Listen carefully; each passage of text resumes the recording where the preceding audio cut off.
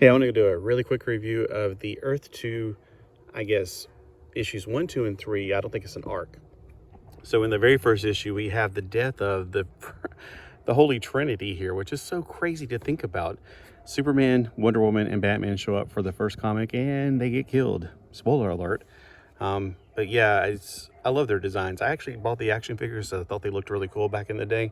I had Superman. Batman, I don't remember seeing his, but Wonder Woman, I remember having that figure, and I just thought it looked really, really awesome. I liked the skirt on her, which they kind of gave to, well, they gave to the movie Wonder Woman, which was great. They kind of made the movie Wonder Woman kind of a blend between the two, it seems like. But it starts off with all action, of course, because this is the New 52, and it's beautiful art. So let's start off with the cover art. For all three of these, straight up A. I mean, that's one thing about the New 52. Love it, hate it.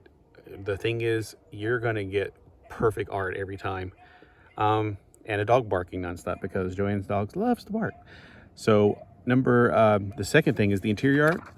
It's the same thing. We're going to get an A for that. Beautiful art. Look at this.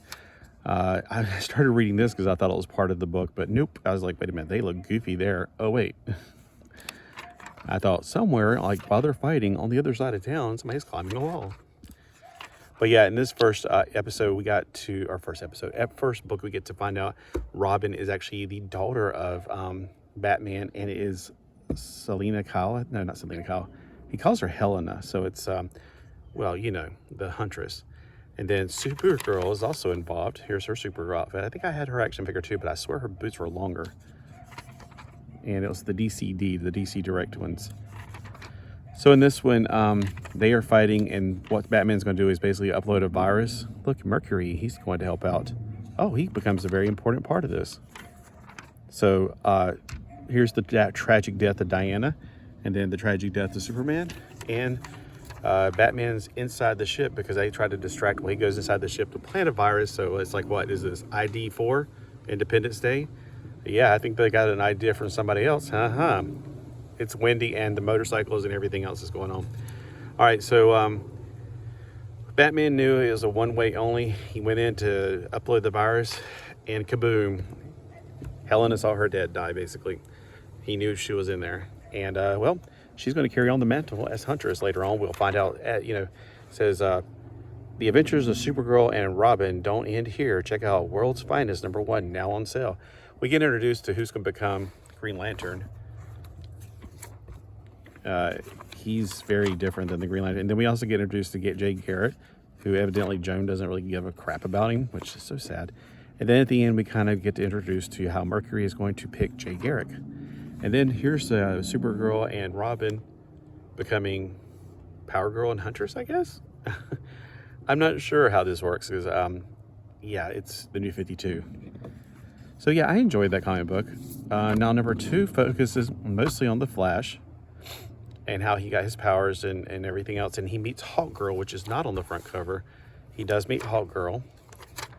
It's a pretty good little story. And then we also get introduced a little bit more to the Green Lantern from Earth 2.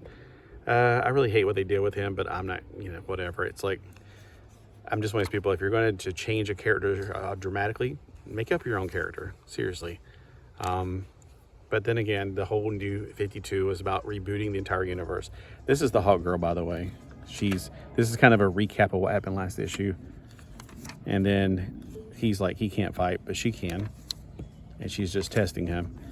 And then it goes to more focus on the Green Lantern, about how he gets his power and then how he becomes a focus of his ring. And that comes from the ring he was going to give his boyfriend. And he's going to avenge his death. And he's got the power of the earth. And that made me think, wait a minute, power of the earth, power of speed. And I was starting to think, wait a minute, what about the planets? And I started writing down, like, all right, you know how the days of the week are named after planets in other countries, like the Roman languages? So I was thinking the moon for Monday is Batman. Yeah, it could be Hades as well, or in other words, Saturn. Mars, obviously Martian Manhunter. I'm just thinking, like, I always think there's 7 of the Justice League of America. And there's 7 days of the week, and the 7 days of the week are named on the 7 celestial bodies that you can see in the sky, not necessarily planets, because the sun and moon are not planets, but there's 7 celestial bodies you can see with the naked eye. So Mars is obviously Martian Manhunter, which is, Tuesday is Marty. Mercredi is Mercury, and that's the Flash, clearly. Jupiter, I was like, there's no good one for Aquaman, so I stuck Aquaman on there. Venus, Wonder Woman, because Venus is a woman, Wonder Woman, whatever. Saturn, I was like, I guess we'll go with Green Lantern because Saturn has a ring around it. You know, Saturn, ring around it, Green Lantern. Get it, hint, hint, wink, wink. I'm stretching for those two.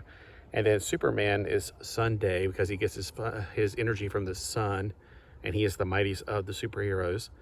So that was my little takeoff of whenever I was seeing, like, okay, he's getting the planet Earth, and Flash is getting speed, and the wind is Hawk Girl. I'm sitting here trying to go, is this like an element thing, or is it based on the gods, or is it based on, you know, I'm trying to figure out how are they like planning this. And then this is the weirdest part, this death all around them. Solomon Grundy isn't just some dead person. He actually causes death. Like, look. Here I am, man of greed. I am man of gray. I am Grundy. I'm like, oh, wow, this is so severely different from what I'm used to. So that's just the way I'm going to take it. I'm taking, like, look, this is an alternate universe. I remember back in the day, I was so angry about Green Lantern, but I'm like going, look, just accept this as a different universe when you're reading it. And don't, like, they didn't do anything with my Green Lantern. My Green Lantern from Earth 2, same person he was back in the 80s. This is a totally different universe. So, I mean, you know, you just got to take it like that. And then this last few pages, look at these cover for zeros. Now, I do have this zero issue to this. I don't know where it is because I didn't buy it with these. I bought these 3 issues together. So if you watch one of my videos. So we got Shazam. We got Aquaman, I'm not going to tell you who they are. Just look. That's pretty cool. Superboy's pretty cool. Captain Atom's pretty cool. Oh, he had his own comic in this? I need that issue and that issue. I like those covers. Amethyst? Okay, there are some issues on here. I want these zero covers. They look really... I got this one. Yeah, I really want these zero covers. They look really cool. Is that Isis? Maybe not that one. Okay, maybe not that one. But yeah, these look pretty cool. Let me know which ones that you have and which ones can you send me. Yeah, I wish. Oh, and they had some pretty good little articles in the back about what's coming up next. I guess I showed you the one about Supergirl and Robin. This was so long ago. Like, here's the Young Justice back when it was still good before the 4th season really ruined it. And then the Green Lantern cartoon one, I thought it was pretty good. Well, anyway, so that was my quick take. So I think I gave you a grade on the cover art and the interior art, which were both A's in my personal opinion. As much as I rag on the New 52, I'm going to be honest with you. I love the art. The art's fantastic. They just pulled out all the stops with the art. It was fantastic. So the art on the inside is also an A. The stories, it makes me want to read the next issue. Let me put it that way. So I'll give it a B. If it's C, it's like I can take it or leave it. It's average. I'll give it a B just because I'm really wanting to find issue number 4 now. I don't know when I'll ever get to go to the comic book shop again, though. And then, what's the 4th thing we rate on? Oh, overall concept. This is one of those things where you have to really take it in outside of your own. This is not my Justice Society. This is the, you know, I'm the grumpy old man that's like, this is not my, they ruined my justice. They ruined it. No, you got to remember this is an alternate universe, and it, like, I like Spider-Girl because it's an alternate future universe. I just have to take this as an alternate universe. So I'm going to give it a B, above average for concept, because they're really, really thinking how they're going to change everything from what it was to what it is. I mean, killing off your Trinity in the first issue. Wow. That's bold. I don't know if they ever go back and flesh them out more, or if that's all we're ever going to get to see of them. Spoil me. Tell me down below. All right, let me know how you thought of the first 3 issues. And if I do want to get number 4, 5, 6, and 7. All right, have a great day. Talk to you next time.